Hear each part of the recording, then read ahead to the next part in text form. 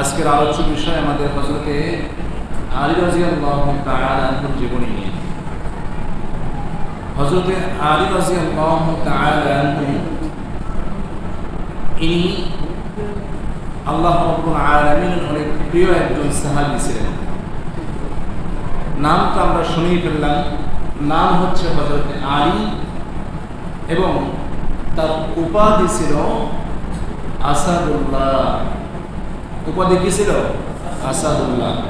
ইতিপূর্বে আমরা প্রতিটা সাহাবীর উপাধি শুনেছি। হযরতে আবু বকর তার উপাধি কি ছিল? সিদ্দিক। এবং উমর রাদিয়াল্লাহু তাআলা আনহুর উপাধি ছিল ফারুক। এবং উসমান রাদিয়াল্লাহু তাআলা আনহুর উপাধি ছিল যিন নুরাইন। কি বল, আপনারা সব ভুলে গিয়েছেন নাকি? ভুলে গেছেন আপনারা? তো আমার সাথে সাথে দেখি বলেন না। হযরত উসমান রাদিয়াল্লাহু তাআলা আনহুর উপাধি কি ছিল? যিন নুরাইন, দুই নূরের অধিকারী। অর্থাৎ আল্লাহর রাসূলের দুই কন্যাকে বিবাহ করার কারণে হযরত উসমান রাদিয়াল্লাহু তাআলাকে যিন নুরাইন বলা হয়। আর আজকে যার আলোচনা আমরা শুনবো হযরত আলী রাদিয়াল্লাহু তাআলা আনহু, তার নাম ছিল আলী এবং উপাধি ছিল আসাদুল্লাহ। উপাধি কি ছিল? আসাদুল্লাহ। আসাদুন শব্দের অর্থ হচ্ছে বাঘ। আসাদুন শব্দের অর্থ কি? বাঘ, নেকড়ে। আর আল্লাহ মানে তো আল্লাহ। আসাদুল্লাহ মানে আল্লাহর বাঘ। আলী রাদিয়াল্লাহু তাআলা উপাধি কি ছিল? আল্লাহর বাঘ। কেননা উনি এমন একজন মুজাহিদ সাহাবী ছিলেন, উনি বীর দর্পে তিনি যুদ্ধে রণাঙ্গনে ঝাঁপিয়ে পড়তেন এবং সব ধরনের কলাকৌশল তার জানা ছিল। এই হযরতে আলী রাদিয়াল্লাহু তাআলা আনহুর বাবার নাম ছিল আবু তালেব। বাবার নাম কি ছিল? আবু তালেব। আবু তালেব উনি আল্লাহর রাসূলের কে যেন হয়? কি হয়? চাচা হয়। তাহলে আলী রাদিয়াল্লাহু তাআলা আনহু আল্লাহর রাসূলের কে হলো? চাচাতো ভাই। আলী রাদিয়াল্লাহু তাআলা আনহু আল্লাহর রাসূলের কে কি লাগতেন? চাচাতো ভাই লাগতেন। আবার অন্য দিক দিয়ে একটা মজার ব্যাপার, সেটা হচ্ছে জামাইও লাগতেন। কি? মেয়ের জামাই। যেমনটি আমরা ইতিপূর্বে আলোচনা করেছি, আজকে আরেকটু বিষয় ক্লিয়ার করি। এই চারজন খলিফা বা চারজন সাহাবীর মধ্যে সুন্দর একটা মিল রয়েছে। দুইজন সাহাবী আল্লাহ রাসূল সাল্লাল্লাহু আলাইহি সাল্লামের শ্বশুর ছিলেন, আর দুইজন সাহাবী আল্লাহ রাসূল সাল্লাল্লাহু আলাইহি সাল্লামের মেয়ের ঘরের জামাই ছিলেন। কি? মেয়ের ঘরের জামাই ছিলেন। হযরত আবু বকর সিদ্দিক রাদিয়াল্লাহু তাআলা আনহু আল্লাহ রাসূলের সাথীও ছিলেন, আবার শ্বশুরও ছিলেন। এবং উমর রাদিয়াল্লাহু তাআলা আনহু আল্লাহ রাসূলের শ্বশুর ছিলেন। আর ওসমান রাদিয়াল্লাহু তাআলা আনহু ইনি দুই কন্যাকে বিবাহ করে মেয়ের ঘরের জামাই, আর আলী রাদিয়াল্লাহু তাআলা আনহু একজন অর্থাৎ ফাতিমা রাদিয়াল্লাহু তাআলা আনহাকে বিবাহ করে তিনিও মেয়ের ঘরের জামাই। সুতরাং কত সুন্দর একটা মিল। আল্লাহর রাসূলের দুইজন সাহাবী, চারজন সাহাবীর মধ্যে দুইজন ছিলেন শ্বশুর আর দুইজন ছিলেন মেয়ের ঘরের জামাই। তো এই আলী রাদিয়াল্লাহু তাআলা আনহুর বাবার নাম ছিল হচ্ছে আবু তালেব। আবু তালেব আল্লাহর রাসূল সাল্লাল্লাহু আলাইহি ওয়াসাল্লামের চাচা রাখতেন। আর আলী রাদিয়াল্লাহু তাআলা আনহু একমাত্র সাহাবী যিনি সবথেকে কনিষ্ঠ সাহাবী ছিলেন, সবথেকে ছোট সাহাবী ছিলেন। তো এই আলী রাদিয়াল্লাহু তাআলা আনহু, তার মা ছিলেন ফাতিমা। মায়ের নাম কি ছিলেন? ফাতিমা। এবং এই আলী রাদিয়াল্লাহু তাআলা আনহুর মা এবং বাবা উভয়ই ছিলেন কুরাইশ বংশের, হাশিমি শাখার। এই দুজনের থেকেই যার পৃথিবীতে আগমন তিনি হচ্ছে হযরত আলী রাদিয়াল্লাহু তাআলা। আলী রাদিয়াল্লাহু তাআলা আনহুর জন্ম হয়েছিল আল্লাহ রাসূল সাল্লাল্লাহু আলাইহি ওয়াসাল্লাম নবুয়ত প্রাপ্তির 10 বছর পূর্বে। আল্লাহ রসুল সাল্লাল্লাহু আলাইহি ওয়াসাল্লামের নবুয়ত প্রাপ্তির 10 বছর পূর্বে আলী রাদিয়াল্লাহু তাআলা আনহুর জন্ম। তাহলে বলেন তো দেখি, যখন আল্লাহ রসুল নবুয়ত প্রাপ্তি হলেন তখন আলী রাদিয়াল্লাহু তাআলা আনহুর বয়স কত? 10 বছর। কত বছর? 10 বছর। এই আলী রাদিয়াল্লাহু তাআলা আনহু ইনি আল্লাহ রসুল সাল্লাল্লাহু আলাইহি ওয়াসাল্লামের জিম্মায় ছিলেন বা দায়িত্বেই ছিলেন। কেননা দীর্ঘদিন যাবৎ আল্লাহ রসুল সাল্লাল্লাহু আলাইহি ওয়াসাল্লামকে প্রতিপালন করেছিলেন হযরত আবু তালিব। আবু তালিব ওনার চাচা, আল্লাহ রসুল সাল্লাল্লাহু আলাইহি ওয়াসাল্লামের চাচা আবু তালিব, ইনি আল্লাহ রসুলকে দীর্ঘদিন প্রতিপালন করেছেন। যার কারণে আল্লাহ রসুল সাল্লাল্লাহু আলাইহি ওয়াসাল্লাম দেখলেন যে আলী, আমি যেহেতু এখন মোটামুটি সাকসেস, এখন আলী আমার দায়িত্বে থাকবে। আলী রাদিয়াল্লাহু তাআলা আল্লাহ রসুলের দায়িত্বে থাকতেন। এমত অবস্থায় একদিন যখন বয়স 10 বছর, এমত অবস্থায় একদিন আল্লাহ রসুল সাল্লাল্লাহু আলাইহি ওয়াসাল্লাম এবং হযরতে খাদিজাতুল কুবরা রাদিয়াল্লাহু তাআলা আনহা নামাজ পড়তেছিলেন। যখন দুজনেই সিজদা অবনত, সিজদা করতেছেন, এই সিজদা অবস্থায় দেখে আলী রাদিয়াল্লাহু তাআলা আনহু কৌতূহলী হয়ে গেছেন। কি ব্যাপার, এটা কি করে? হযরতে নবী মুহাম্মদ সাল্লাল্লাহু আলাইহি ওয়াসাল্লাম এবং তার স্ত্রী খাদিজাতুল কুবরা, এনারা দুজন কি করে? মাথা দেখি মাটিতে লুটিয়ে আছে, এটা আবার কি? তখন আল্লাহ রাসূল সাল্লাল্লাহু আলাইহি ওয়াসাল্লামকে জিজ্ঞাসা করলেন, হে আল্লাহর রাসূল, আপনি যে সিজদা অবনত হয়েছেন এবং আপনার স্ত্রী খাদিজাতুল কুবরা রাদিয়াল্লাহু তাআলা আনহা সিজদা অবনত হয়েছে, এর কারণটা কি? তখন আল্লাহ রাসূল সাল্লাল্লাহু আলাইহি ওয়াসাল্লাম আলী রাদিয়াল্লাহু তাআলা আনহুকে বললেন, হে আলী, আমরা দুজনেই একমাত্র কেবলমাত্র একজনের পায়ে সিজদা করতেছি, তিনি কে? আমরা সেই আল্লাহর পায়ে সিজদা করতেছি, আমরা অন্য আর কাউকে সিজদা করি না, আর অন্য কারো দাসত্ব গোলামি করি না। সুতরাং তুমিও আমাদের সাথে সেই জান্নাতের অধিবাসী হতে পারো, তুমিও চাইলে সেই আল্লাহকে আল্লাহ হিসেবে মেনে নিতে পারো এবং পৃথিবীতে এখন এই জাহিলিয়াতের যুগে যত ধরনের শিরক কুফরি চলছে, এই কুফরি থেকে তুমি বেঁচে থাকতে পারো। তখন আলী রাদিয়াল্লাহু তাআলা আনহু কোন ধরনের চিন্তা ভাবনা ছাড়া হযরতে আলী রাদিয়াল্লাহু তাআলা আল্লাহর রাসূলের কথায় স্বীকৃতি জানান এবং তিনি কালেমা পড়ে মুসলমান হয়ে যান। হযরতে আলী রাদিয়াল্লাহু তাআলা এমন একজন সাহাবী ছিলেন, ওই জাহিলিয়াতের যুগের অন্ধকার কুফরি শিরকি হযরতে আলী রাদিয়াল্লাহু তাআলা স্পর্শ করতে পারে না। কেননা আলী রাদিয়াল্লাহু তাআলার বয়স যখন সবেমাত্র শুরু, এই সময় তিনি আল্লাহ রাব্বুল আলামিনের উপরে বিশ্বাস স্থাপন করেছিলেন। আলী রাদিয়াল্লাহু তাআলা ছোট বয়সে, এখানে একটু মতলক্ষ আছে, সেটা হচ্ছে যে প্রথম কথা হচ্ছে হযরতে নবী করিম সাল্লাল্লাহু আলাইহি ওয়াসাল্লামের সঙ্গে সর্বপ্রথম যিনি নামাজ আদায় করেছেন তিনি হচ্ছে হযরতে খাদিজাতুল কুবরা রাদিয়াল্লাহু তাআলা আনহা।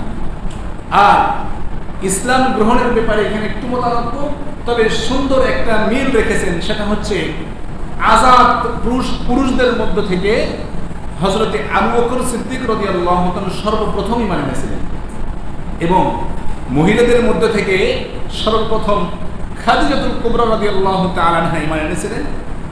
গোলামদের মধ্য থেকে হযরতে যায়েদ ইবনে হারিস রাদিয়াল্লাহু তাআলা আনহু ঈমান এনেছিলেন এবং কনিষ্ঠ সাহাবীদের মধ্য থেকে, ছোটদের মধ্য থেকে হযরতে আলী রাদিয়াল্লাহু তাআলা আনহু ঈমান এনেছিলেন।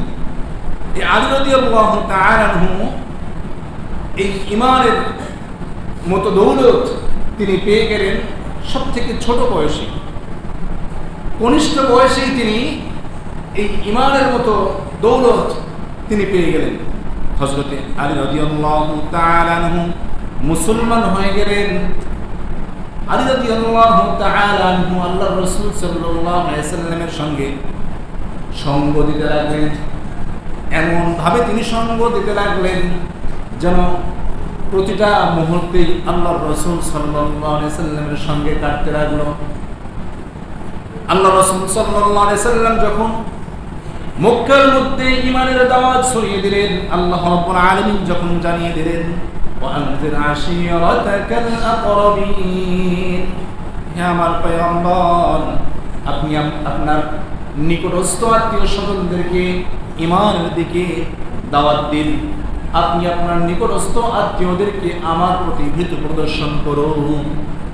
আল্লাহ রাসূলকে যখন এভাবে আল্লাহ তাআলা জানিয়ে দিলেন, তখন আল্লাহ রাসূল সাল্লাল্লাহু আলাইহি ওয়াসাল্লাম তার আত্মীয় স্বজনদের মধ্যে জানিয়ে দিলেন। দেওয়ার পরেই তো তিনি সবার কাছে শত্রু হয়ে গেলেন। প্রথমে 3 বছর গোপনে গোপনে চলছে দাওয়াত, তারপরে যখন প্রকাশ্যে আসলো তখনই সবার কাছে শত্রু হয়ে গেলেন। এমনকি একটা পর্যায়ে আল্লাহ রাসূল সাল্লাল্লাহু আলাইহি ওয়াসাল্লামকে মক্কা ত্যাগ করতে তারা বাধ্য করল। প্রায় সব সাহাবী হিজরত হয়ে গেছে। এমত অবস্থায় আল্লাহ রাসূল সাল্লাল্লাহু আলাইহি ওয়াসাল্লামের সঙ্গে হিজরত করতেছেন হযরতে আবু বকর সিদ্দিক রাদিয়াল্লাহু তাআলা আনহু। এদিকে মক্কার কাফিররা প্ল্যান করেছে আজকের রাত্রেই মুহাম্মদকে আমরা এই পৃথিবী থেকে সরিয়ে দেব, এই পৃথিবী থেকে তাকে নিশ্চিহ্ন করে দেব। এই চিন্তা ভাবনা করে যখন তারা আল্লাহর রাসূল সাল্লাল্লাহু আলাইহি সাল্লামের বাড়ির দিকে এগিয়ে আসতেছে, এমত অবস্থায় আল্লাহ রাসূল সাল্লাল্লাহু আলাইহি সাল্লাম আলী রাদিয়াল্লাহু তাআলা আনহুকে বললেন, হে আলী, আমি তো এই মক্কা ছেড়ে চলে যাচ্ছি, কিন্তু মক্কার মানুষের অনেক আমানত আমার কাছে রয়ে গেছে।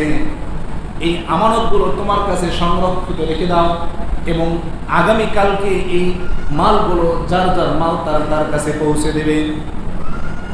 এবং আমি যে এখান থেকে চলে যাচ্ছি, আমার বিছানাটা যদি কেউ খালি দেখে তাহলে তারা আমার পিছু নেবে, রাতের বেলায় তারা আমার পিছু নেবে। সুতরাং তুমি আমার বিছানায় শুয়ে থাকো। হযরত আলী রাদিয়াল্লাহু তাআলা আনহু আল্লাহর রাসূল সাল্লাল্লাহু আলাইহি সাল্লামের বিছানায় আল্লাহর রাসূল সাল্লাল্লাহু আলাইহি সাল্লামের চাদর মুড়ে দিয়ে তিনি শুয়ে রইলেন। তিনি নিশ্চিত জানতেন যে আজকে হয়তোবা আমি শেষ, আজকে আমি হয়তোবা শেষ। কেননা তারা আল্লাহর রাসূলকে তারা পৃথিবী থেকে শেষ করে দেওয়ার জন্য, নিঃশেষ করে দেওয়ার জন্য তারা আজকে এই বিছানার উপরে আক্রমণ চালাবে। তা সত্ত্বেও হযরতে আলী রাদিয়াল্লাহু তাআলা এটা জানা সত্ত্বেও তিনি আল্লাহর রাসূল সাল্লাল্লাহু আলাইহি সাল্লামের বিছানায় তিনি আল্লাহর রাসূলের চাদর মুড়ে দিয়ে তিনি শুয়ে রইলেন। যখন তারা ঘরে প্রবেশ করলো, প্রবেশ করার পরে যখন চাদরটা উঠালো, তখন তারা দেখতে পেল এটা আর কেউ নয়, এটা হচ্ছে হযরতে আলী রাদিয়াল্লাহু তাআলা। এই আলী রাদিয়াল্লাহু তাআলা হিজরতের দ্বিতীয় বর্ষে আল্লাহর রাসূল সাল্লাল্লাহু আলাইহি সাল্লামের কন্যা ফাতিমা রাদিয়াল্লাহু তাআলা আনহাকে বিবাহ করেন। এবং আলী রাদিয়াল্লাহু তাআলা আনহুর অনেকগুলো গুণ ছিলেন। হযরত আলী রাদিয়াল্লাহু তাআলা আনহু অনেক মেধাবী ছিলেন। এমনকি হযরত আলী রাদিয়াল্লাহু তাআলা আনহু কথার মারপ্যাচ খুব ভালো জানতেন। কথার মারপ্যাচ দেখেন না, যে যারা ওকালতি করে এরা তো মানে 2 নম্বর কথাও বলে।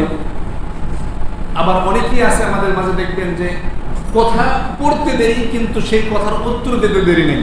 এমনও মানুষ আমাদের মাঝে আছে না? অনেক বিচক্ষণ ব্যক্তি, মানে অনেক উপস্থিত জ্ঞান যার বেশি ছিলেন সাহাবীদের মধ্যে তিনি হচ্ছে হযরতে আলী রাদিয়াল্লাহু তাআলা। উনি খুব বেশি উপস্থিত জ্ঞান রাখতেন, খুব বেশি উপস্থিত জ্ঞান রাখতেন। তৎক্ষণাৎ তিনি কথার উত্তর দিতে পারতেন।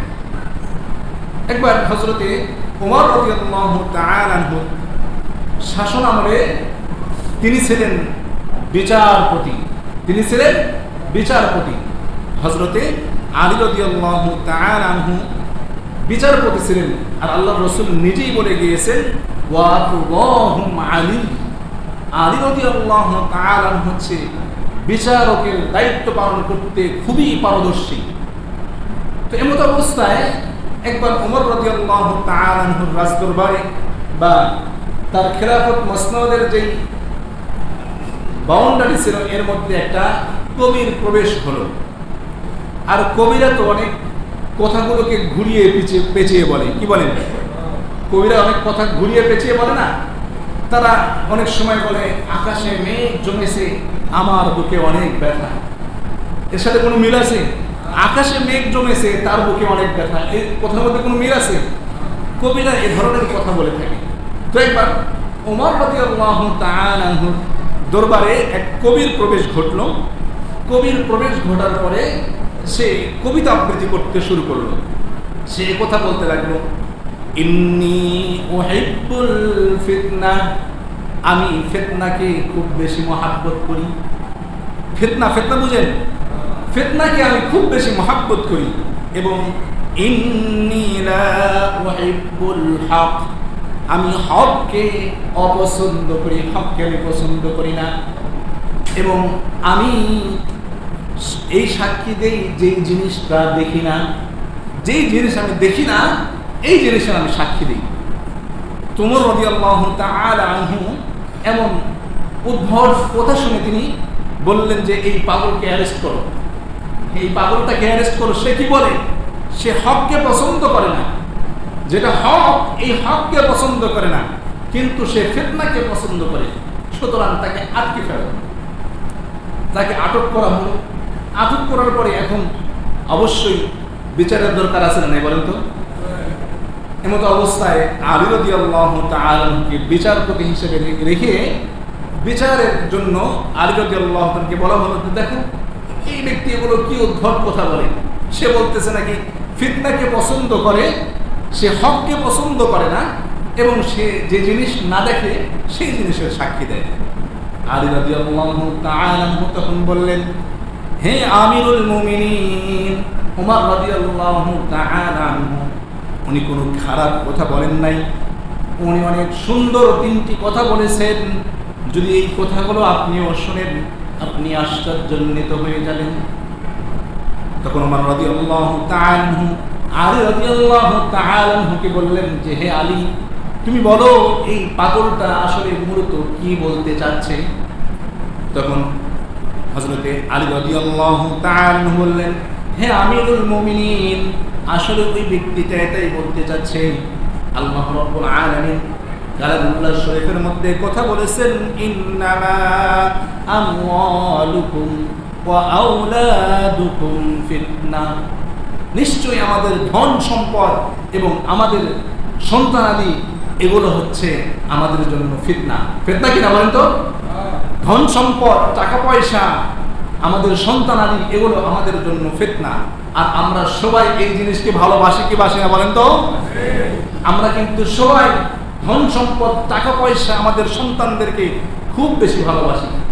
তখন হযরত আলী রাদিয়াল্লাহু তাআলা ওমর রাদিয়াল্লাহু তাআলা বলতেছে, হ্যাঁ আমিরুল মুমিনিন, আসলে আলী রাদিয়াল্লাহু তাআলা এটাই বলতে চাচ্ছেন যে আমরা সবাই, উনি যেরকম ভাবে ফিতনা মহাব্বত করে, আমরা সবাই এরকম ভাবে ফিতনাকে মহাব্বত করি। সুতরাং সে তো কোনো খারাপ কথা বলে নাই, সে তো কোরআনের কথাই বলেছে।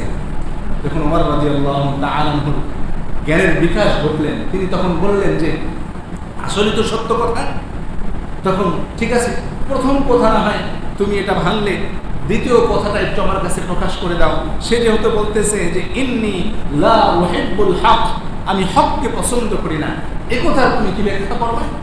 তখন হযরত আলী রাদিয়াল্লাহু তাআলা আনহু বলতেছেন, হে আমিরুল মুমিনিন, আল্লাহ রাব্বুল আলামিন কোরআনের মধ্যে বলে দিয়েছেন, কুল্লু নাফসিন যায়িকাতুল মাউত, প্রত্যেক প্রাণীকে মৃত্যুর স্বাদ আস্বাদন করতে হবে। আর মৃত্যু এমন একটা সত্য, এমন একটা চিরসত্য, ধ্রুব সত্য, যেই সত্যকে অস্বীকার করার মতো কোনো মানুষ পৃথিবীতে আজও জন্মগ্রহণ করে নাই। সুতরাং এই মৃত্যুকে সবাই কি পছন্দ করে? মৃত্যুকে কে কি পছন্দ করে? এটা কিন্তু একদম চিরন্তন সত্য কথা যে আমরা মৃত্যুকে কেউই পছন্দ করি না। এমনকি বার্ধক্যে উপনীত হয়ে গেলেও আমরা বলি যে আমি যদি আর কিছুদিন বেঁচে থাকতে পারতাম। তো হযরত আলী রাদিয়াল্লাহু আনহু বলতেছেন যে মৃত্যু যেহেতু হক, সত্য, আর এই সত্যকে আমরা সবাই অপছন্দ করি। আর এই কবিও সে কথাই বলতে চাচ্ছে যে আমি মৃত্যুকে অপছন্দ করি। ঠিক আছে কিনা কথা? কবির কথা ঠিক আছে কিনা? এজন্য বিচারপতি হতে হয় বিজ্ঞ, তিনি হতে হয় তাকওয়াবান, বুদ্ধিমান, অন্যথায় বিচার কিন্তু অন্যদিকে গড়ে কি করে না বলেন তো? আবার বেশি বললে অনেকের গায়ে লেগে যায়, বেশি নাই বলি। আপনারা আমার থেকে অনেক জ্ঞানী মানুষ এখানে আছেন, আশা করি আল আকিলু তাকফিহিল ইশারা, যারা জ্ঞানী ব্যক্তি তাদের জন্য ইশারাই যথেষ্ট। তো এবার ওমর রাদিয়াল্লাহু তাআলা বললেন, তাহলে তৃতীয় কথা তুমি কি উত্তর দিবা? সে যে বলল আশহাদু ইন্নী লা আরা, আমি ওই জিনিসের সাক্ষী দেই যে জিনিসটা আমি দেখতে পাই না। তখন আলী রাদিয়াল্লাহু তাআলা বললেন যে আসলে তো ওই কবি একথা বলতে চাচ্ছেন যে আমরা যারা মুমিন আছি, ইমানদার আছি, ইমানদাররা আমরা আল্লাহকে দেখি না, কিন্তু না দেখে আমরা সবাই সাক্ষী দেই কিনা বলেন তো? সে কবিও সেই কথাই বলতে চাচ্ছেন যে আমরা আল্লাহকে দেখি না, কিন্তু আমি আল্লাহকে দেখি না, কিন্তু না দেখে সেই আল্লাহর সাক্ষী দেই। তখন হযরতে ওমর রাদিয়াল্লাহু তাআলা আনহু কথা বলতে লাগলেন, লাউলা আলিয়ুন লাহালাকা ওমর, যদি আজকে আলী না থাকতো তাহলে আমি তো ধ্বংস হয়ে যেতাম। আমি একটা নির্দোষ নিরপরাধ মানুষকে আজকে আমি সাজাপ্রাপ্ত আসামি বানিয়ে দিতাম। দেখছেন দরকার আছে কিনা বলেন তো? বিজ্ঞ বিচারপতি দরকার আছে কিনা? তো হযরতে আলী রাদিয়াল্লাহু তাআলা এমন বিচারপতি ছিলেন, তিনি উপস্থিত জ্ঞান এবং তিনি অনেক জ্ঞানী একজন মানুষ ছিলেন, কথার মার্কেস তিনি খুব বেশি ভালো জানতেন। একবার এক ইহুদি সে চিন্তা করলো যে আমি আলী রাদিয়াল্লাহু তাআলাকে এমন একটা প্রশ্ন করব এবং এমন সময় প্রশ্নটা করব যেন সে আটকে যায়। দুইটি কথা। এক ইহুদি চিন্তা করলো আমি আলী রাদিয়াল্লাহু তাআলাকে এমন একটা প্রশ্ন করব এবং এমন সময় প্রশ্নটা করব যাতে আলী রাদিয়াল্লাহু তাআলা আমার প্রশ্নের উত্তর দিতে আটকে যায়। এমত অবস্থায় ওই ইহুদি কয়েকদিন যাবত এই প্রশ্নটা চিন্তা করতেছে, কি প্রশ্ন করা যায়, কি প্রশ্ন করা যায়। আপনারা কি মনে করেন যদি কোনো ইহুদি কোনো প্রশ্ন করে, সেই প্রশ্নটা কি কোনো নর্মাল প্রশ্ন হবে মনে করেন? সে অনেক হার্ড একটা প্রশ্ন নিয়ে আলী রাদিয়াল্লাহু তাআলার সামনে উপস্থিত হবে। তবে কোন সময় হতে পারে? যে যখন নামাজের সময় হয়ে যাবে, নামাজ শুরু হয়ে গেছে, এই সময় যখন নিয়ত বাধা শুরু করবে, আমি ওই সময় গিয়ে প্রশ্নটা করব। তাহলে সে নামাজ বাদ দিয়ে আমার প্রশ্নের উত্তর দিতে পারবে না, সে আমার কাছে হেরে যাবে। তখন ওই ব্যক্তি এসে অনেক দিন চিন্তা ভাবনা করার পরে আলী রাদিয়াল্লাহু তাআলা আনহু নামাজ পড়ার জন্য সবেমাত্র নিয়ত বাদ দিয়ে হাতটা মাত্র উঠাইছেন। এমত অবস্থায় এই ইহুদি এসে আলী রাদিয়াল্লাহু আনহু বলতেছে, হে আলী, আপনার কাছে আমার একটা প্রশ্ন আছে। আলী রাদিয়াল্লাহু আনহু হাত নামান নাই, হাতে ভাবে রাখছে। তারপরে ওই ব্যক্তি প্রশ্ন করতেছেন। আমরা কিন্তু এই কথা শুনে থাকি, তার আগে আমি প্রাসঙ্গিক কয়েকটা কথা বলে নিই। সেটা হচ্ছে যে আমরা সবাই জানি যে মাখলুকাত পৃথিবীতে যত আছে এটা হচ্ছে 18,000 মাখলুকাত। এই তথ্যটা সম্পূর্ণরূপে ভুল, এটা সম্পূর্ণরূপে ভুল তথ্য। হায়াতুল হায়াওয়ানাত একটা বই আছে, এই বইয়ের মধ্যে এই কথা বলা হয়েছে, তবে এই কথার কোনো ভিত্তি নাই। এর অনেক বেশি, 18,000 না, 18 লক্ষ বা এর থেকে অধিক মাখলুকাত পৃথিবীতে থাকতে পারে কি পারে না বলেন তো? আমরা যদি সামান্য একটু বিজ্ঞানের কাছে, সায়েন্সের কাছে জিজ্ঞাসা করি, আমাদের হাতের মধ্যে নাকি হাজার হাজার জীবাণু বসবাস করে। এই জীবাণু আমরা সাধারণ চোখ দ্বারা দেখতে পাই না, এটা অনুবীক্ষণ যন্ত্র বা বিভিন্ন যন্ত্র দ্বারা এটা দেখা যায়। সুতরাং এই জীবাণুগুলো নড়াচড়া করে। তাহলে কত মাখলুকাত পৃথিবীতে আছে, এটা কি গবেষণা করা ছাড়া বলা সম্ভব নয়। তো এখন আসলে আলী রাদিয়াল্লাহু আনহু কথায়, আলী রাদিয়াল্লাহু তাআলা নামাজের নিয়ত করার জন্য তিনি হাত অলরেডি উঠিয়ে ফেলছেন। এমত অবস্থায় ওই ইহুদি এসে বলতেছেন, হে আলী, আপনি বলুন তো কোন কোন প্রাণী বাচ্চা দেয় আর কোন কোন প্রাণী ডিম দেয়? প্রশ্ন কি কঠিন নাকি সহজ আপনাদের কাছে? এখন নামাজের সময়ও হয়ে যাচ্ছে, অতি অল্প সময়ে উত্তর দিতে হবে, কেননা নামাজ আবার ফৌত হয়ে যাবে।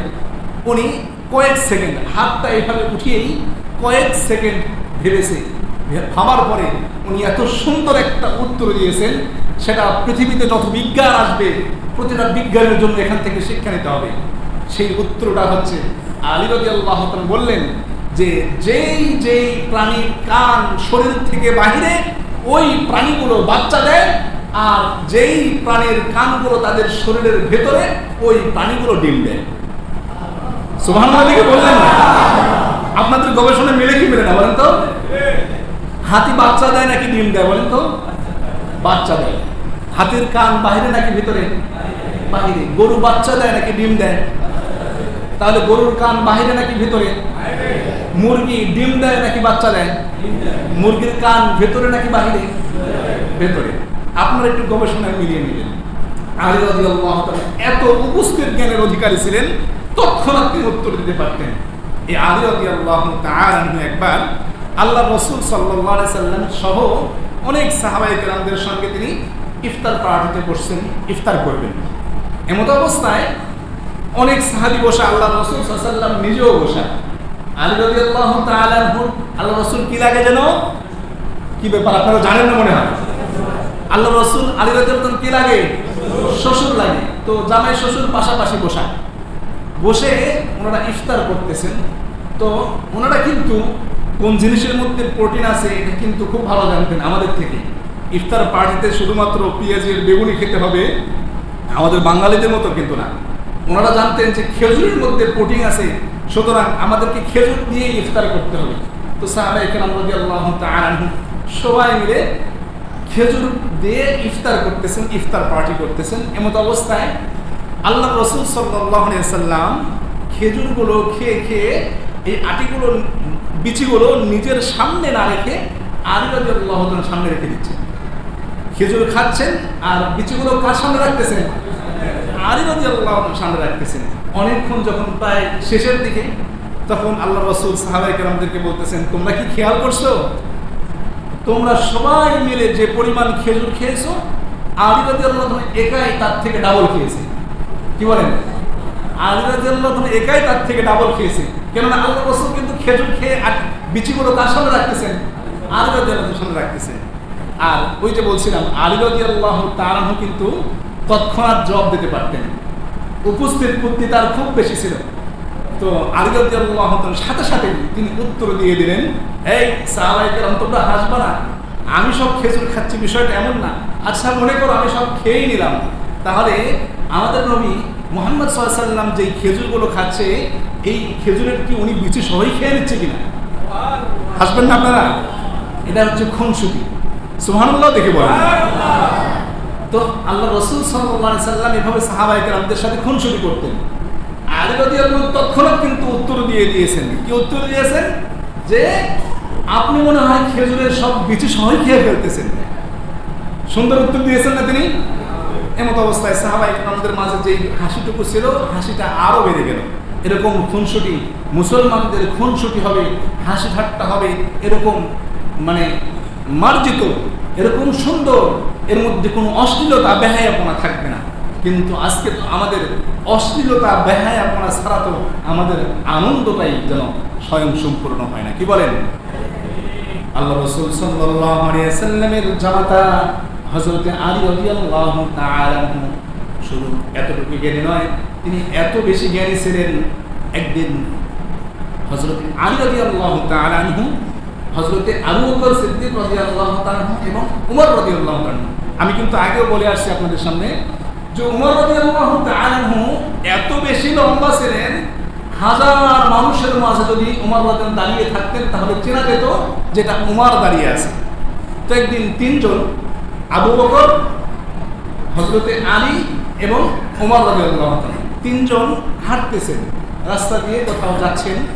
তো এই দুজনের মাঝখানে আলী রাদিয়াল্লাহু তাআলা, আর আলী রাদিয়াল্লাহু তাআলা একটু শর্ট ছিলেন। তো দুই পাশে, এক পাশে উমর, এক পাশে আবু বকর, এনারা দুজনই লম্বা, মাঝখানে আলী রাদিয়াল্লাহু তাআলা একটু শর্ট। এমত অবস্থায় হযরতে উমর রাদিয়াল্লাহু তাআলা একটু মজা করেই আলী রাদিয়াল্লাহু তাআলাকে বলে ফেললেন, আনতা বাইনাকা নুকতান শুনুন, হে আলী, দুই নুনের মাঝে একটি নোক্তা যেমন, অনুরূপভাবে আমি এবং আবু বকরের মাঝে তুমিও ওরকম ভাবে নুনের নোক্তার মতো। আপনারা নুনের নোক্তা চিনেন তো? নুন চিনেন? নুন অক্ষর চিনেন? দুই পাশে এমন এমন হবে, মাঝখানে একটা নোক্তা হবে। তো ওমর রাদিয়াল্লাহু আনহু বললেন যে তুমি হচ্ছে আমাদের দুজনের মাঝে এমন নুনের মাঝে নোক্তা যেমন। কি বললেন? তুমি আমাদের মাঝে এমন নুনের মাঝে নোক্তা যেমন। তখন আলী রাদিয়াল্লাহু তাআলা আনহু তৎক্ষণাৎ উত্তর দিতে পারেন কি পারেন না বলেন তো? সাথে সাথে আলী রাদিয়াল্লাহু তাআলা আনহু বলে ফেললেন, হে ভাই আবু বকর, হে ভাইয়া ওমর, নুনের যদি নোক্তা না থাকে ওই নুনের কোনো দাম থাকে না। নুনের কোনো দাম থাকে বলেন তো? শুধুমাত্র এরকম ভাবে একটা দাগ দিলেন কিন্তু মাঝখানে নোক্তা দিলেন না, তার কোনো মূল্য আছে? নুনের কোনো মূল্য নাই। তো আলী রাদিয়াল্লাহু তাআলা এরকম ভাবে সুন্দর একটা উত্তর দিলেন। এই আলী রাদিয়াল্লাহু তাআলা এত বিচক্ষণ একজন বিচারপতি ছিলেন। একবার আলী রাদিয়াল্লাহু তাআলা আনহুর বিচার ব্যবস্থার সময় এক পাশাপাশি বাড়ির দুই মহিলার একই রাতে বাচ্চা প্রসব হয়েছে। ওই দুই মহিলার মধ্যে থেকে এক মহিলার খুবই ইচ্ছা ছিল আমার যেন ছেলে সন্তান হয়, খুবই ইচ্ছা ছিল যে আমার যেন ছেলে সন্তান হয়। এমতো অবস্থায় তার যখন বাচ্চা ভূমিষ্ঠ হয়েছে দেখে যে কন্যা সন্তান, এবং পাশের বাড়ির আরেকজনের ছেলে সন্তান হয়েছে। এমতো অবস্থায় সে অন্য একজনের মাধ্যমে এই বাচ্চাটাকে এক্সচেঞ্জ করে ফেলছে, অর্থাৎ নিজের কন্যা সন্তানকে ওই ছেলে সন্তানওয়ালার কাছে রেখে ওই ছেলে সন্তানকে তার নিজের কাছে নিয়ে আসছে। এমতো অবস্থায় সকালবেলা উঠে তো প্যাঁচ লেগে গেছে। প্যাঁচ লাগছে কি লাগে নাই বলেন তো? রাতের বেলা যখন বাচ্চা হয়েছে, যার ছেলে সন্তান হয়েছে, সে কি দেখে নাই মনে করছে? না, সে দেখে নাই যে আমার ছেলে সন্তান হয়েছে। সে তো দেখছে যে আমার ছেলে সন্তান হয়েছে, কিন্তু ঘুম থেকে উঠে দেখে যে কন্যা সন্তান। আশ্চর্য হয়ে গেছে, কি ব্যাপার? তখন পাশের বাড়িতে খবর নিয়ে দেখে যে তার ছেলে সন্তান হয়েছে। এমতো অবস্থায় এই দুজন মহিলাই হযরতে আলী রাদিয়াল্লাহু তাআলা আনহুর কাছে বিচার নিয়ে গেছে। বিচার নিয়ে যাওয়ার পরে বলতেছেন যে দেখেন বিচারপতি, আমাদের মাঝে এমন একটা অবস্থা হয়েছে, রাতের বেলায় আমার আমার ছেলে, যার কন্যা সন্তান হয়েছে সে তো বলবেই না, কারণ সে তো নিজে চুরি করছে। তো যার ছেলে সন্তান হয়েছে সে বলতেছেন যে হে আলী, হে আল্লাহর রাসূলের বিচারপতি, আমার ছেলে সন্তান হয়েছে, কিন্তু ঘুম থেকে উঠে দেখি আমার ছেলে সন্তানটা কন্যা সন্তান হয়ে গেছে। এর সঠিক বিচার চাই আমি। তো আলী রাদিয়াল্লাহু তাআলা ওই দুজনকে সেখানে রাখছেন এবং একজন ধাত্রীকে তিনি ডাকছেন। এই ধাত্রীকে ডাকার পরে বলছেন যে তুমি পর্দার আড়ালে নিয়ে যাও। তখনকার বিচার ব্যবস্থা কিন্তু আমাদের বিচার ব্যবস্থার মতো ছিল না। আমাদের বিচার ব্যবস্থার মতো ছিল না যে এই বিচার ব্যবস্থাটা কিছু কেয়ারিং হবে, কিছু শেয়ারিং হবে, কিছু লেট হবে, এমন ব্যবস্থা কিন্তু ছিল না। আমাদের জামানার বিচার ব্যবস্থা এমন, ছোট্ট একটা উদাহরণ দিলে বুঝে আসবে। এক বৃদ্ধ ব্যক্তি ইফটিজিং মামলায় সে ফেঁসে গেছে। ইফটিজিং মামলায় সে ফেঁসে গেছে। তো নতুন জজ যখন আসছে, নতুন জজ বলতেছে কি ব্যাপার বৃদ্ধ বাবা, আপনার এই বয়সে কি ইফটিজিং করার সময় হলো? কি বলতেছে? আপনার এই বয়সে কি ইফটিজিং করার সময় হলো? আপনি যদি অন্য কোনো মামলায় ফাঁসতেন তাহলে আমি একটু সেদিক করতাম। আপনি এই বৃদ্ধ বয়সে এসে ইফটিজিং মামলায় ফেঁসে গেছেন, এটা কি করলেন আপনি? তখন ওই বৃদ্ধ বাবা উত্তর দিচ্ছেন যে আমি ইফটিজিংটা করেছিলাম যুবককালে, কিন্তু আমার বয়সটা বৃদ্ধকালে চলে আসছে, কিন্তু এই বিচার ব্যবস্থার কোনো নিষ্পত্তি হয় নাই। আপনারা মনে আমার কথা বুঝেন নাই? বুঝেছেন আমার কথা? যে উনি জোয়ানকালে ইফটিজিং করেছিল, বৃদ্ধ হয়ে গেছে, তারপরে এই বিচার ব্যবস্থার কোনো নিষ্পত্তি হয়নি। আমাদের দেশের বিচার ব্যবস্থা এই অবস্থা কিনা বলেন তো? মানে কিছু কেয়ারিং হবে, কিছু শেয়ারিং হবে, তারপরে কিছু তদন্ত হবে, তদন্ত কমিটি হবে, তাদের মধ্যে কিছু লেনদেন আদান প্রদান হবে, তারপরে গিয়ে বিচার হবে। এবং এই বিচার ব্যবস্থাটা দেখা যাচ্ছে বছরের পর বছর চলমান থাকবে। থাকে কি থাকে না এরকম? আর আলী রাদিয়াল্লাহু তাআলা আনহু এমন একজন বিচারপতি ছিলেন বা তদানীন্তন সময়ে এমন বিচার ব্যবস্থা ছিল যেই সময়ে কোনো মানুষের এরকম কেয়ারিং শেয়ারিং তদন্তের কোনো তদন্ত তো অবশ্যই দরকার আছে, বিচারের জন্য তদন্ত অবশ্যই দরকার আছে।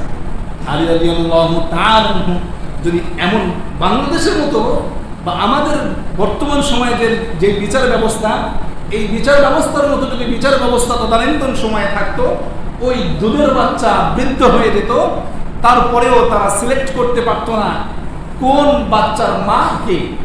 কি বলেন? কোন বাচ্চার মাকে এটা কিন্তু বৃদ্ধ বয়সে গিয়েও সিলেক্ট করতে পারতো না। কিন্তু তদানীন্তন সময়ে তৎক্ষণাৎ বিচার ছিল। হযরত আলী রাদিয়াল্লাহু তাআলা আনহু একজন ধাত্রীকে ডাকলেন, ডাকার পরে বললেন যে যাও এই দুইজন মহিলাকে পর্দার আড়ালে নিয়ে যাও। যাওয়ার পরে তাদের থেকে এই এক পেয়ালা এই দুই পেয়ালার মধ্যে দুজনের স্তন থেকে একটু একটু করে আপনি দুধ নেবেন, একটু দুধ নেবেন, নেওয়ার পরে আপনি আমার কাছে নিয়ে আসবেন। তো দুধ নেওয়ার পরে আলী রাদিয়াল্লাহু তাআলার কাছে নিয়ে আসা হয়েছে। আলী রাদিয়াল্লাহু তাআলা এখন ওনাকে বলতেছেন, ওই ধাত্রীকেই বলতেছেন, আপনি তো ধাত্রী, আপনি তো এই বিষয়ে অনেক পারদর্শী, সুতরাং আপনি একটু বলুন তো এই দুই বাটি দুধের মধ্যে কোন দুধটা বেশি পাতলা এবং কোন দুধটা বেশি ঘন।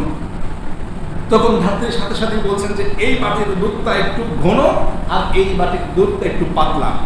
তখন হযরতে আলী রাদিয়াল্লাহু তাআলা আনহু আর বুঝতে বাকি নাই যে এই ঘন দুধটা হচ্ছে ওই ছেলে সন্তানের মায়ের দুধ, পাতলা দুধটা হচ্ছে কন্যা সন্তানের মায়ের দুধ। সাহাবায়ে কেরাম সেখানে উপস্থিত, তারা আশ্চর্যান্বিত হয়ে গিয়েছে। আলী রাদিয়াল্লাহু তাআলাকে প্রশ্ন করলেন, কি ব্যাপার, আপনি এটা কিভাবে জানলেন, এটা কিভাবে সম্ভব? তখন আলী রাদিয়াল্লাহু তাআলা বললেন, আল্লাহ রাব্বুল আলামিন বলেছেন, আল্লাহ তাআলা কালামুল্লাহ শরীফের মধ্যে বলেছেন, ওই আয়াত থেকে আমি কিয়াস করেছি। আয়াতের মধ্যে আসছে আল্লাহ তাআলা বলেছেন, ইউসিকুমুল্লাহু ফি আওলাদিকুম লিযযাকারি মিসলু হাজ্জিল উনসায়াইন। কন্যা সন্তানের সম্পদ অতটুকুই, দুই কন্যা সন্তানের সম্পদ যতটুকুই একজন পুরুষ বা একজন ছেলে সন্তানের সম্পদ অতটুকুই। আপনারা ব্যাপারটা বুঝতে পারছেন তো নাকি? দুই কন্যা সন্তান মিলে মা বাবার যতটুকু সম্পত্তি পাবে, একজন ছেলে সন্তান সেই পরিমাণ সম্পদ পাবে। আলী রাদিয়াল্লাহু তাআলা তখন বললেন, আমি এখান থেকে চিন্তা করলাম, যেই আল্লাহ দুইজন কন্যা সন্তানের কন্যা সন্তানের সম্পদের সমপরিমাণ সম্পদ একজন ছেলে সন্তানের জন্য রেখেছে, ওই ছেলে সন্তানের মধ্যে আল্লাহ রাব্বুল আলামিন ওই কন্যাদের থেকে শক্তিও বেশি দিয়েছে। মেয়েদের থেকে ছেলেদের শক্তি বেশি কিনা বলেন তো? যে আল্লাহ তাআলা মেয়েদের থেকে ছেলেদের মধ্যে শক্তিও বেশি দিয়েছে, সুতরাং আল্লাহ রাব্বুল আলামিন তো এমন নির্বিচারক নয় যে ওই ছেলে সন্তানদের জন্য পুটিং ছাড়া খাবারের ব্যবস্থা করবে। তার যেহেতু শক্তির বেশি প্রয়োজন, সে যেহেতু কাজকাম বেশি করে, সে যেহেতু সংসারের হাল ধরে, সুতরাং তার শক্তির বেশি প্রয়োজন, এনার্জির বেশি প্রয়োজন। এই জন্য আল্লাহ রাব্বুল আলামিন ওই ছেলে সন্তানের মায়ের দুধের মধ্যে অনেক বেশি পরিমাণ প্রোটিন আল্লাহ রাব্বুল আলামিন দিয়ে দিয়েছে। তো যখন ছেলে সন্তান হয় তখন ওই দুধের মধ্যে প্রোটিন বেশি থাকে, এবং কন্যা সন্তান হলে সেই দুধের মধ্যে একটু প্রোটিন কম থাকে। তো আলী রাদিয়াল্লাহু তাআলা তখন বললেন যে এই ঘন দুধটা যার, এই ছেলে সন্তানটা তার, আর পাতলা দুধটা যার, এই কন্যা সন্তানটা তার। তখন তারা কন্যা সন্তানের মা তো সে ঠিকই বুঝতে পারছে যে আমি যে চুরি করছিলাম বিচার তো ঠিকই হয়েছে, সে আর কি বলবে, কিছুই বলার নেই। তো আলী রাদিয়াল্লাহু তাআলা এমন একজন বিচারপতি ছিলেন এবং অনেক বড় যোদ্ধাও ছিলেন, সময় শেষ বলতে পারতেছি না। আলী রাদিয়াল্লাহু তাআলা ঢাল স্বরূপ একটা দরজাকে, একটা দুর্গে, কামুস নামক একটা দুর্গ আছে, এই দুর্গের একটা দরজা শত শত মণ ওজন, এই দুর্গের কপাট নিয়ে তিনি ঢাল বানিয়েছেন এবং তাদের সাথে যুদ্ধ করেছেন। পরবর্তীতে আল্লাহ রাসূল যখন ওই দরজাটা দেখতে চাইলেন, সাহাবাদেরকে বললেন যে তোমরা ওই দরজাটা নিয়ে আসো। শত শত সাহাবায়ে কেরাম মিলে ওই দরজাটা আর উঁচু করতে পারে না। কি পরিমাণ শক্তি আলী রাদিয়াল্লাহু তাআলা দিয়েছিলেন। আলী রাদিয়াল্লাহু তাআলাকে পাঠানো হলো, কিন্তু তিনিও পারেন না। যুদ্ধের সময় তার যেই শক্তি আসছিল ওই শক্তি আর তিনি পাচ্ছেন না। কেননা যুদ্ধের সময় যদি কেউ আল্লাহর জন্য জিহাদ করে তাহলে আল্লাহ রাব্বুল আলামিন অবশ্যই তার মধ্যে নিজে আল্লাহ রাব্বুল আলামিন ফেরেশতা দিয়ে সাহায্য করেন কি করেন না? আলী রাদিয়াল্লাহু তাআলা এরকম ভাবে শত শত মনের কপাট তিনি দরজা দিয়ে তিনি ঢাল বানিয়েছেন। তো আলী রাদিয়াল্লাহু তাআলা তিনি পৃথিবীতে বেঁচে ছিলেন 63 বছর। তিনি 40 হিজরিতে খিলাফত গ্রহণ করেন এবং 4 বছর 9 মাস তিনি খিলাফত পরিচালনা করেন। তারপরে একজন মুনাফিক, এই মুনাফিকের নাম হচ্ছে আব্দুর রহমান ইবনে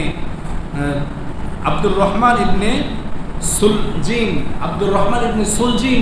এই ব্যক্তিটা আলী রাদিয়াল্লাহু তাআলাকে ফজরের নামাজের সময় আলী রাদিয়াল্লাহু তাআলা যখন বাসা থেকে বের হয়েছে কুফায় তিনি অবস্থান করতেছিলেন। এমত অবস্থায় যখন তিনি মসজিদের মধ্যে নামাজের জন্য আসতেছিলেন, এমত অবস্থায় ওই জুলকিম নামক ব্যক্তি আলী রাদিয়াল্লাহু তাআলাকে পেছন থেকে তরবারি দ্বারা আঘাত করে ক্ষতবিক্ষত করে ফেলে এবং তিনি এই অবস্থায় কিছুদিন পরে তিনি মারা যান, তিনি শহীদ হয়ে যান। এই আলী রাদিয়াল্লাহু তাআলা তিনি বেঁচে ছিলেন 63 বছর। এভাবে আলী রাদিয়াল্লাহু তাআলার সময়ে জঙ্গে জামাল হয়েছে, জঙ্গে সিফিন হয়েছে, সে ব্যাপারে আপনাদের কাছে আমি আগেই বলেছি। আর আলী রাদিয়াল্লাহু তাআলার জীবন থেকে আমাদের শিক্ষা নেওয়ার তৌফিক দান করুক যে উনি একজন সঠিক বিচারপতি ছিলেন। আমরা সবাই স্ব স্থানে বিচারপতি, আমরা আমাদের পরিবারের জন্য, সমাজের জন্য, রাষ্ট্রের জন্য সবাই আমরা বিচারপতি। আজকে আমাদের পরিবারের মধ্যে অনেক সময় বিচার সঠিকভাবে করা হয় না, হয় কি হয় না বলেন তো? ঠিক মতো হয় না। আমাদের সমাজের মধ্যেও কিন্তু সঠিক বিচার করা হয় না, এমনকি আমাদের রাষ্ট্রের মধ্যেও সঠিক বিচার করা হয় না। আল্লাহ রাব্বুল আলামিন আমাদের সবাইকে স্ব স্থান থেকে সঠিক বিচার করার তৌফিক দান করুক, সকলে বলে আমিন।